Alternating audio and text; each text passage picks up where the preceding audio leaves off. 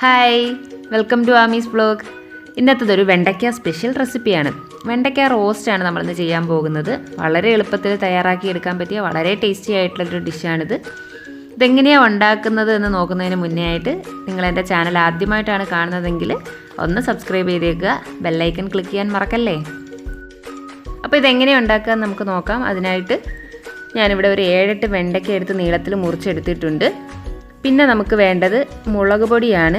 വലിയ എരിവില്ലാത്ത മുളക് പൊടി ആയതുകൊണ്ട് 1.5 ടേബിൾ സ്പൂൺ മുളക് പൊടി ഞാൻ എടുത്തിട്ടുണ്ട്.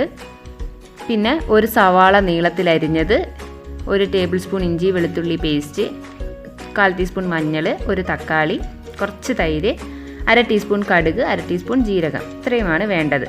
ഒരു നുള്ളു കായപ്പൊടിയും കൂടി വേണം. അപ്പോൾ ഇതുണ്ടാക്കാനായിട്ട് ഞാനൊരു പാൻ അടുപ്പത്ത് വെച്ചിട്ടുണ്ട്. കുറച്ച് എണ്ണ ഒഴിച്ചു. എണ്ണ ചൂടായപ്പോൾ അതിലേക്ക് വെണ്ടയ്ക്ക ഇട്ട് കൊടുത്ത് നമുക്കതൊന്ന് നന്നായിട്ട് വാട്ടിയെടുക്കണം. ആവശ്യത്തിന് ഉപ്പും കൂടി ഒഴിച്ച് നന്നായിട്ട് വാട്ടിയെടുക്കാം. ആദ്യം കുറച്ച് നേരം ഹൈ ഫ്ലെയിമിലിട്ടൊന്ന് ഇളക്കി കൊടുത്ത ശേഷം പിന്നീട് കുറച്ച് നേരം മീഡിയം ഫ്ലെയിമിലിട്ട് വാട്ടിയെടുക്കാം. ഇതിപ്പോൾ എല്ലാം നന്നായിട്ട് വാടി വന്നിട്ടുണ്ട്. ഇനി ഇതൊരു പാത്രത്തിലേക്ക് മാറ്റിയിട്ട് ഇതേ എണ്ണയിലേക്ക് തന്നെയാണ് നമ്മൾ മസാല ഉണ്ടാക്കുന്നത്. എല്ലാം മാറ്റിയിട്ടുണ്ട്. ഇനി അതിലേക്ക് കടുകും ജീരകവും ഇട്ട് കൊടുത്തു. അതൊന്ന് പൊട്ടി വരുമ്പോൾ നമുക്കതിലേക്ക് സവാള ഇട്ട് കൊടുക്കാം. അപ്പോൾ അതൊന്ന് ഇളക്കി കൊടുത്ത് മൂപ്പിച്ചെടുക്കാം. അത് പൊട്ടി വന്നിട്ടുണ്ട്. ഇനി അതിലേക്ക് നമുക്ക് സവാള ഇട്ട് കൊടുക്കാം. സവാള ഒന്ന് ഇളക്കി നിറം മാറി വരുമ്പോൾ നമുക്ക് മസാലയ്ക്ക് ആവശ്യമായിട്ടുള്ള ഉപ്പ് കൂടി ഇതിലേക്ക് ചേർത്ത് കൊടുക്കാം. ഇപ്പോൾ വെണ്ടയ്ക്കയിൽ നമ്മൾ ഉപ്പ് ചേർത്തിട്ടുണ്ട്. അത് കണക്കാക്കി വേണം ഇതിൽ ഉപ്പ് ചേർക്കാൻ. ഈ സവാള ലൈറ്റ് ബ്രൗൺ നിറമാകുന്നത് വരെ നമുക്കൊന്ന് ഇളക്കി കൊടുക്കാം. ഒരു ലൈറ്റ് ബ്രൗൺ നിറമായി കഴിയുമ്പോൾ നമുക്കതിലേക്ക് ഇഞ്ചി വെളുത്തുള്ളി പേസ്റ്റ് കൂടി ചേർത്ത് കൊടുക്കാം. 1 ടേബിൾ സ്പൂൺ ഇഞ്ചി വെളുത്തുള്ളി പേസ്റ്റ് ഉണ്ട് ഇത്. അതും കൂടി ചേർത്ത് അതും കൂടി ഒന്ന് വഴറ്റിയെടുക്കാം. നന്നായിട്ട് സവാള വഴന്ന് കിട്ടണം. ഇപ്പോൾ സവാള എല്ലാം നന്നായിട്ട് വഴന്ന് വന്നിട്ടുണ്ട്. ഇനി ഇതിലേക്ക് നമുക്ക് മുളക് പൊടിയും മഞ്ഞൾപ്പൊടിയും കൂടി ചേർത്ത് കൊടുക്കാം. 1.5 ടേബിൾ സ്പൂൺ മുളക് പൊടിയാണിത്. 1/4 ടീസ്പൂൺ മഞ്ഞൾപ്പൊടിയും കൂടി ചേർത്ത് മസാല ഒന്ന് മൂപ്പിച്ചെടുക്കാം. അപ്പോൾ അതൊന്ന് നന്നായിട്ട് ഇളക്കി കൊടുത്താൽ മസാല ഒന്ന് മൂത്ത് വരണം. മസാല മൂത്ത ശേഷം മാത്രം നമുക്കതിലേക്ക് തക്കാളി ചേർത്ത് കൊടുത്താൽ മതി. അപ്പോൾ ഞാനിവിടെ ഒരു ചെറിയ തക്കാളിയാണ് എടുത്തിട്ടുള്ളത്. ആ തക്കാളി ചെറുതായിട്ട് അരിഞ്ഞതും കൂടി ഇതിലോട്ട് ചേർത്ത് കൊടുത്ത് ഇളക്കിയെടുക്കാം.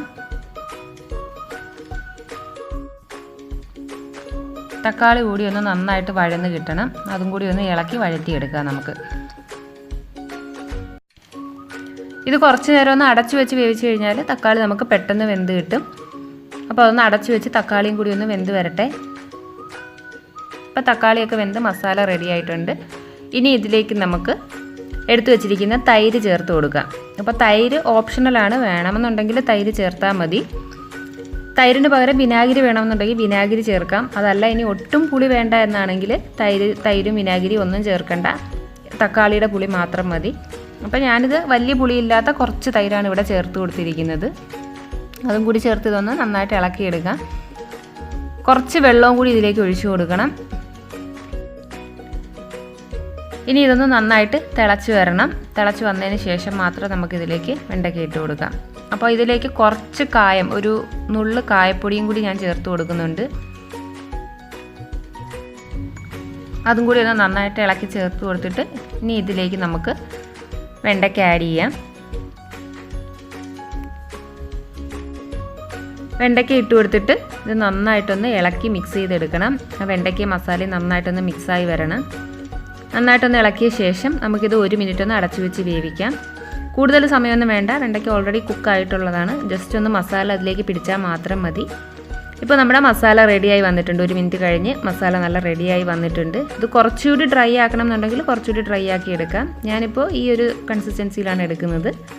അപ്പോൾ ഇത് വളരെ ടേസ്റ്റി ആയിട്ടുള്ളൊരു ഡിഷാണ്. നിങ്ങളെല്ലാവരും ട്രൈ ചെയ്ത് നോക്കണം. നിങ്ങളുടെ അഭിപ്രായങ്ങളൊക്കെ കമൻറ്റ് ചെയ്ത് അറിയിക്കണം. അപ്പോൾ അടുത്ത വീഡിയോയിൽ വീണ്ടും കാണുന്നത് വരെ bye bye and take care.